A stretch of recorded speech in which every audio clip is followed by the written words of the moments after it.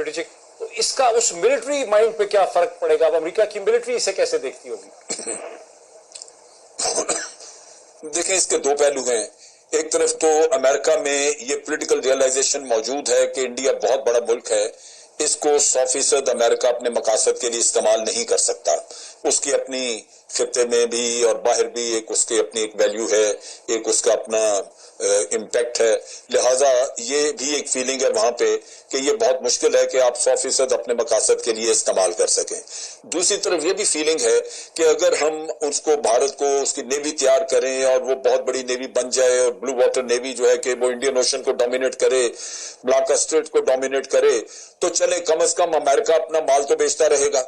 America को financial benefits भी नजर आते हैं कि इंडिया ऑफ कोर्स जब खरीदता है चीजें तो वो उनको पैसे पे करता है, एड वगैरह नहीं उनको दी जाती, लिहाजा वो भी एक मफाद मौजूद था। लेकिन ये सारी चीजें इंडिया में किस तरह देखी जाती हैं वो मसला है, क्योंकि इंडिया के अगर चाइना के साथ मसला होता है तो किसी भी और मुल्क को वो इम्पैक्ट नहीं आता जो इंडिया पे आता है, क्योंकि इंडिया तो उनके कॉमन बॉर्डर्स हैं, लिहाजा फैसला इंडिया ने करना होगा।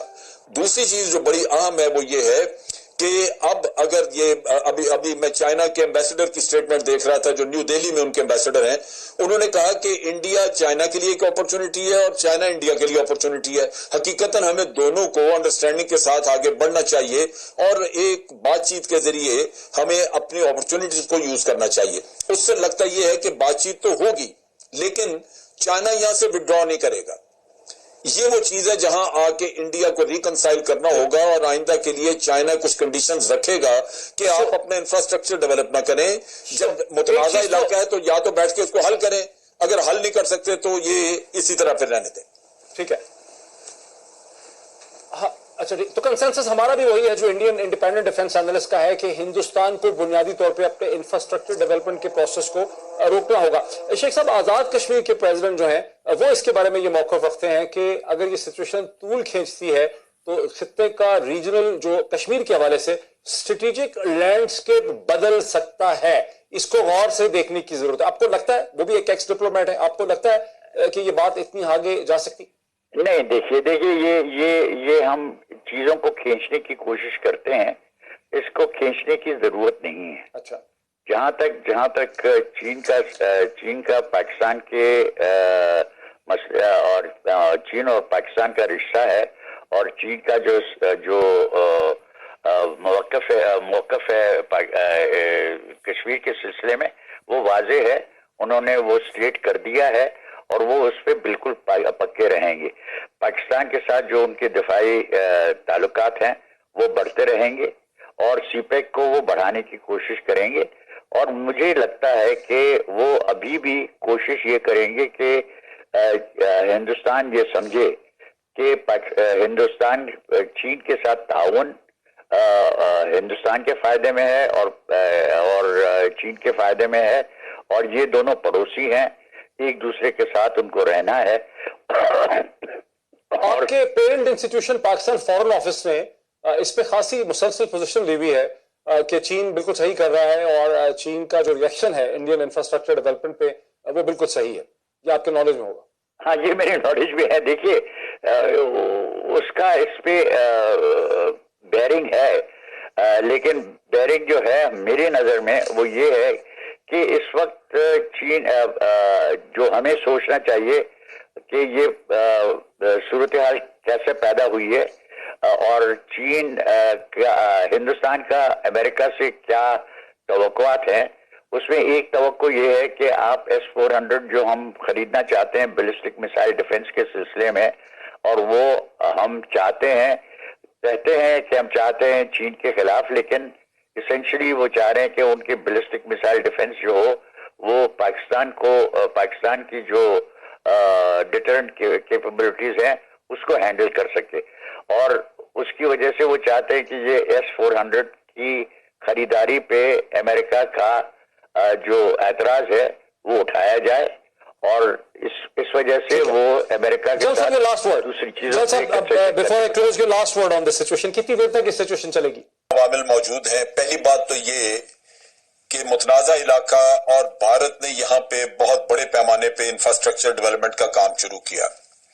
سڑکیں بنانی شروع کر دی، تقریباً 60 کے قریب روڈز بن رہی ہیں جو انہوں نے 2022 تک مکمل کرنی تھی۔ اس کے ساتھ ساتھ برجز انہوں نے بنائے ہیں، ایک اسٹرپ وہاں پہ بنائی ہے۔ اس کا مطلب یہ ہے کہ چائنا کو یہ انڈیکیشن مل گئی کہ بھارت یہاں پہ اگریسو ڈیزائنز رکھتا ہے، اپنا بلڈ اپ کرنا چاہتا ہے کسی وقت کے اوپر، یہاں پہ ایئر کرافٹ یہاں سے آپریٹ کریں گے، سڑکیں بن گئی لہٰذا یہاں پہ گنز آ سکیں گی، یہاں پہ ہر طرح کا ملٹری اکوپمنٹ لایا جا سکے گا، لہذا یہ ایک ایسا امر تھا جو کہ جس نے اعلان کر دیا بھارت چین کو کہ یہ کوئی پرماننٹ قبضہ رکھنا اور یہاں پہ کچھ اگریسو ڈیزائنز موجود ہیں۔ دوسری طرف یہ ہے کہ یہ بھی مودی نے اپنی ایک تاریخ قائم کی کہ وہ یک طرفہ قدم اٹھانے کا عادی ہے اور کسی بھی صورت میں وہ نتائج کی طرف توجہ نہیں دیتا بلکہ وہ بڑھتا جا رہا ہے۔ جب آرٹیکل 370 انہوں نے ختم کیا اور یونین ٹیریٹریز بنانے کا اعلان کیا تو لداخ کے بارے میں آپ کو یاد ہوگا کہ چائنا نے بڑا واضح الفاظ میں کہا کہ جناب آپ ہماری سوورنٹی وائلیٹ کر رہے ہیں، لیکن بھارت نے اس کو رد کر دیا۔ اب اس کے بعد جب سی پیک کا قصہ آیا تو بھارت نے وہاں پہ مسئلہ کھڑا کیا کہ جناب چائنا ہماری سوورنٹی وائلیٹ کر رہا ہے۔ آپ ڈیم بنانے لگے تو پھر بھارت نے یہ مسئلہ کھڑا کر دیا۔ سو یہ ایک سلیکٹو قسم کی موریلٹی اور سلیکٹو قسم کی سوورنٹی کا قصہ جب سامنے آیا تو چائنا کو یہ واضح ہو گیا کہ بھارت اپنے معاملے میں تو سوورنٹی کو دیکھتا ہے لیکن دوسروں کی سوورنٹی کو پامال کرنے کے لیے تیار بیٹھا ہے۔ جس علاقے میں چائنیز آگے آئے ہیں وہاں پہ تیسرا جو ایک پریشان کن وہاں پہ مسئلہ نظر آتا تھا وہ یہ کہ وہاں پہ تقریباً 8 کلومیٹر کے فاصلے پہ اگر ایریل ہم لیں وہاں سے اس کو ماپیں تو تقریباً 8-9 کلومیٹر کے فاصلے پہ کراکورم ہائی وے ہے جو پاکستان کی، جو آپ کہہ لیجئے کہ چین کے ساتھ ہمارا بیسک لنک ہے اور سی پیک آگے بن رہا ہے وہاں پہ۔ تو ان حالات میں چائنا جو یہاں پہ اتنی بڑی انویسٹمنٹ کر رہا ہے اور ایک اس کو اسٹریٹجک رستہ مل رہا ہے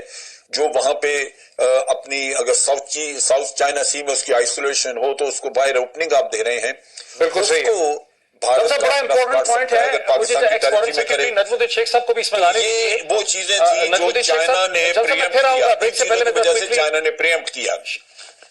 نجم الدین شیخ صاحب کو بھی میں اس پہ لے آؤں۔ نجم الدین شیخ صاحب، بعض بھارتی مبصرین کو پاکستان کی سائٹ پہ نہیں، انڈیا کے اینالسٹ جو جیسے ہندو اخبار میں یہ تبصرے چھپ رہے ہیں کہ چین جو کچھ کر رہا ہے اس کی اسٹریٹجک ڈائمینشن میں پاکستان بھی انوالوڈ ہے، یہ ایک سرٹن پرو پاکستان قسم کی موو ہے